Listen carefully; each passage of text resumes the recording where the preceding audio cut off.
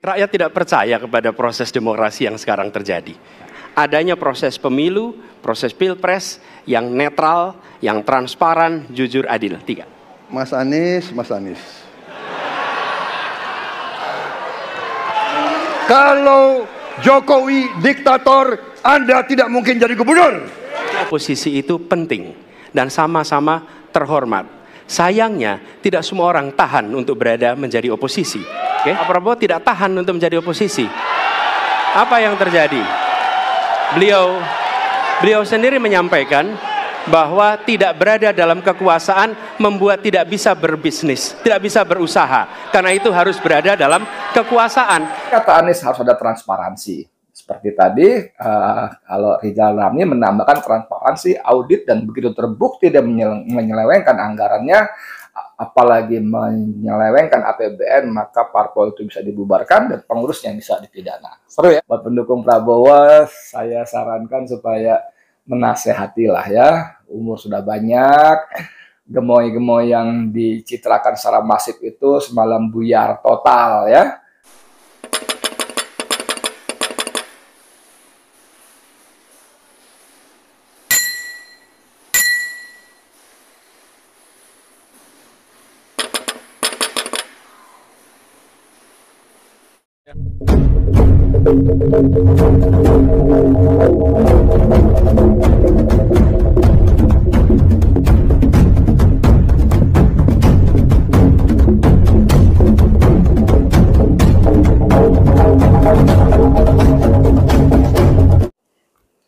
Assalamualaikum warahmatullahi wabarakatuh. Saudara, dengan saya Edi Mulyadi dari Forum News Network FNN. Saudara sekalian, masih soal debat perdana capres yang semalam. Itu banyak hal yang kita bisa dapatkan ya. Walaupun seperti saya sampaikan dalam podcast saya sebelum ini, bahwa secara substantif sebetulnya acara debat semacam semalam itu tidak begitu banyak manfaatnya ya, kalaupun tidak kita sebut sia-sia. Pertama, karena dananya pasti mahal, besar. Kedua, debat semacam tadi nyaris tidak bisa mengubah persepsi orang. Pilihan orang, terutama mereka yang sudah memutuskan untuk memilih si A, si B, si C. Terutama apalagi mereka yang jadi dieharder ya, pendukung garis keras. Saya kenal beberapa teman, misalnya seorang pengusaha yang golongannya etnisnya etnis Chinese ya, Tionghoa. Saya tahu ketika dia ini sebagai pengusaha, saya nggak tahu apakah pertimbangannya karena semata-mata bisnis, tapi dari zaman dulu dia ngefans berat pada Joko Widodo. Dan ketika kontestasi 2014-2019, tentu dia membela Joko Widodo. Dan dia mempunyai seabrek argumen untuk menolak Prabowo Subianto. Salah satunya yang paling sering dikemukakan lawan-lawan politik Prabowo adalah tentara satu ini, jenderal satu ini pelanggar HAM, menghilangkan paksa sejumlah aktivis dan lainnya, dan seterusnya dan sebagainya. Ya, kemarin sebelum ada pisah kongsi antara Jokowi dan Megawati, pengusaha kita ini juga tetap ke Prabowo, tetap ke Jokowi. Dan bicara soal capres-capres, waktu itu belum pisah ranjang, pisah kongsi. Pengusaha teman saya ini berpihak kepada Ganjar Pranowo. Tapi saudara sekalian, begitu pecah kongsi antara PDIP dan Jokowi, dia bela Jokowi. Dia salahkan Megawati, bla bla bla bla. Apalagi ketika Megawati mengatakan, Pak Jokowi itu loh, kalau tak ada PDIP, tak ada apa-apanya. Kasihan deh, ya, itu buat dia tuh masalah sekali. Jadi kalau saudara baca analis, pengamat, media, bahwa Iriana sangat tersinggung suaminya dibilang begitu oleh Megawati. Teman saya yang pengusaha kelas menengah ini lumayan juga asetnya ya. Nggak sampai konglomerat, nggak sampai taipan besar gitu. Juga belain Jokowi. Nah, ketika Prabowo nempel ke Jokowi, ya dia bela Jokowi. Bela Prabowo jadinya ya. Saya komunikasi sama dia, ya bla bla bla, tapi kita tetap berteman, nggak masalah ya. Baik, tetap baik. Orang ini baik sekali, baik banget. Apalagi mas saya baik banget ya. Perbedaan agama, perbedaan etnis, perbedaan paham dan pilihan politik tidak membuat saya dan dia berhadapan-hadapan sebagai lawan, tidak. Nah, yang termasuk saya katakan tidak bermanfaat contoh lain adalah begitu Anies Mata ya, Anda tahu Ketua Gelora, dia mencuit dalam Twitternya, aduh, yang kemudian dikomentari oleh Said Didu, saya tadi tampilkan dalam podcast saya sebelumnya. Anies Mata bisa berpendapat bahwa pada debat semalam Prabowo tampil jujur dan tenang. Bayangkan, jujur dan tenang. Wah, di bawahnya komentar netizen terhadap postingan Anies Mata ya, dia dirujak bebek lah, bukan cuma dirujak doang tapi dirujak bebek. Ini gimana sih orang ketahuan meledak-ledak emosinya kalau bisa bilang tenang, jujur gimana orang ngomong soal korupsi segala macam dan sebagainya ya. Oke, nah sekarang kalian yang saya mau sampaikan adalah bahwa salah satu segmen yang saya pegang adalah ketika materi debat berputar soal demokrasi dan partai politik ya. Yang menarik adalah ketika panelis entah siapa namanya mengatakan bahwa rakyat tidak percaya pada parpol, bagaimana soal demokrasi kita bla bla bla. Anies mengatakan bahwa persoalan demokrasi di Indonesia tidak semata-mata karena rakyat tidak semata-mata hanya rakyat yang tidak percaya pada parpol, tapi soal demokrasi kita adalah demokrasi soal kebebasan berbicara, kebebasan berpendapat, kemudian soal oposisi yang hadir dan ada sebagai kekuatan penyeimbang ya, dan yang tidak kalah penting adalah proses pemilu yang jurdil dan transparan. Nah, ini menarik ya. Ketika bicara soal kebebasan bicara sebagai bagian dari demokrasi misalnya, dia menyebutkan sejumlah pasal-pasal karet yang banyak merugikan dan membungkam kebebasan berpendapat. Sebut pasal 14 dan 15 Undang-Undang Nomor 1 Tahun 1946. Dan banyak aktivis kena. Oposan kena, termasuk saya.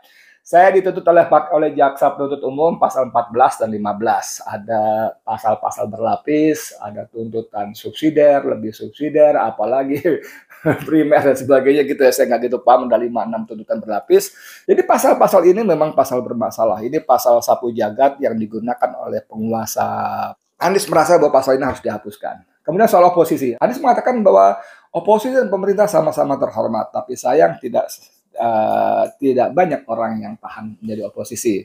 Disebutkan contohnya bukan Prabowo. Prabowo sendiri yang menyatakan bahwa ketika dia beroposisi tidak bisa berbisnis. Makanya kutipan Anies yang tadi saya sebut dalam podcast saya sebelumnya, saya bacakan bahwa berkuasa itu tidak semata-mata untuk berbisnis, tapi adalah sebuah kehormatan untuk menjalankan kedaulatan rakyat.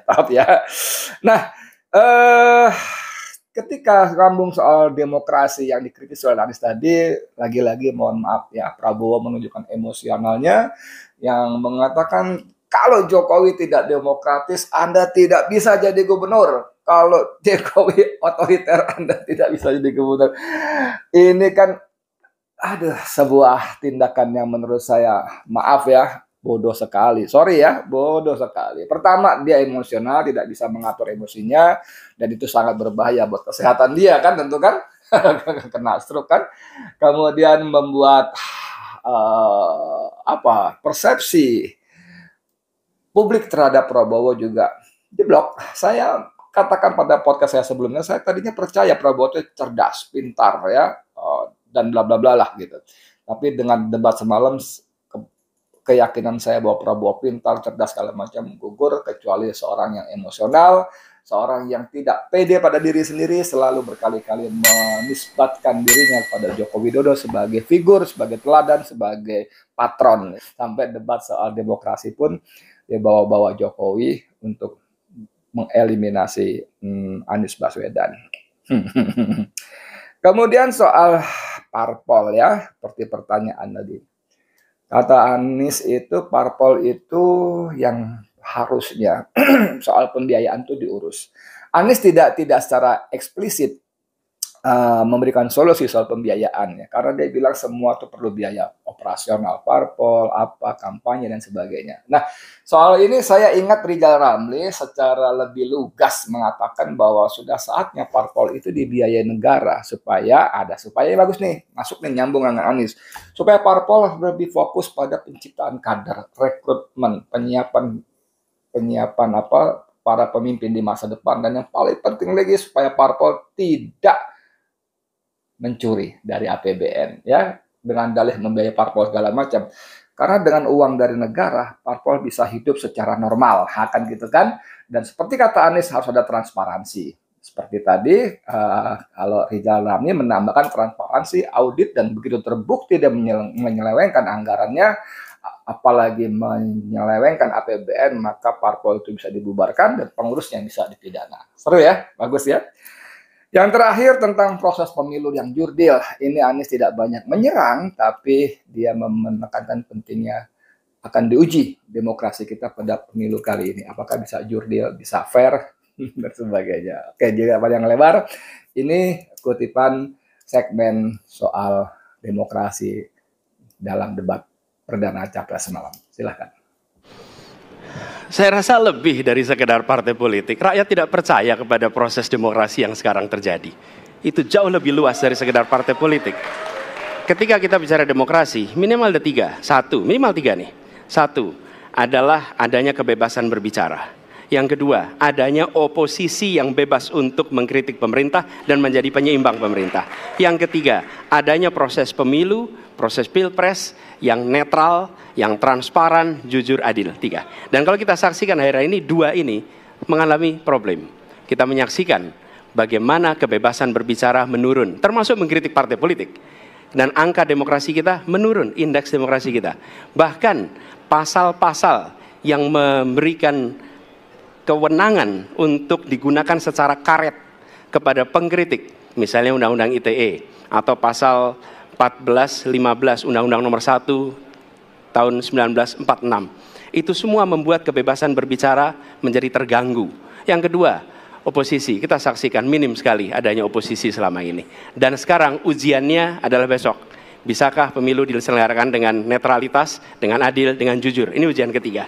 Jadi, persoalan demokrasi kita lebih luas dari segala persoalan kepada partai politik. Nah, bagaimana untuk partai politik sendiri? Partai politik perlu mengembalikan kepercayaan. Tapi di sini ada peran negara. Menurut saya salah satu masalah yang mendasar partai politik ini memerlukan biaya. Dan biaya politik selama ini tidak pernah diperhatikan di dalam proses politik.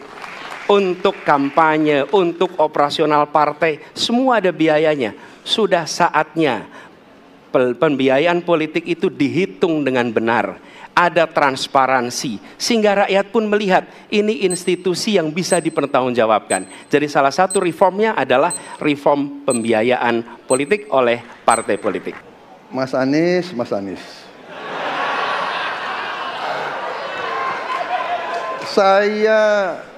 Saya berpendapat Mas Anies ini agak berlebihan. Mas Anies mengeluh tentang demokrasi ini dan itu dan ini. Mas Anies dipilih jadi gubernur DKI menghadapi pemerintah yang berkuasa. Saya yang mengusung Bapak.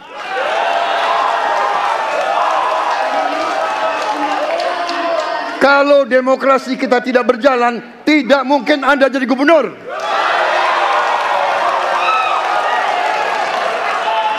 Kalau Jokowi diktator, Anda tidak mungkin jadi gubernur.